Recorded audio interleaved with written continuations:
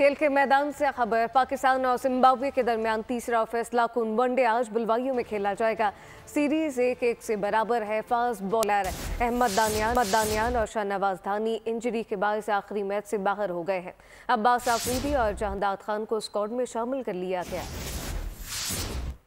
पाक Zimbabwe one day series का आखिरी मार्का। ग्रीन शर्ट्स ने दूसरे एक रोजा मैच में फतह के ट्रैक पर वापसी की। हरीफ टीम को बता दिया कि जख्मी होने के बाद शेर किस कदर खतरनाक हो जाता है। Pace battery full charge, spinners top form में, बैटर्स भी हल्ला बोलने को तैयार। तीसरे एक रोजा मैच में जिम्बाब्वे के खिलाफ फतह की चाल चलने का पूरा प्लान कर लिया गया रेडी। पाकिस्तान टीम मैनेजमेंट ने प्लेयर्स को ऑल आउट जाने का ग्रीन सिग्नल दे दिया। मुकाबले के लिए पाकिस्तान टीम में किसी तब्दीली का इम्कान नहीं है। दूसरे एक रोजा मैच की फातेह प्लेइंग 11 को बरकरार रखा जाएगा। मैच पाकिस्तानी वक्त के मुताबिक दोपहर 12:30 बजे शुरू होगा।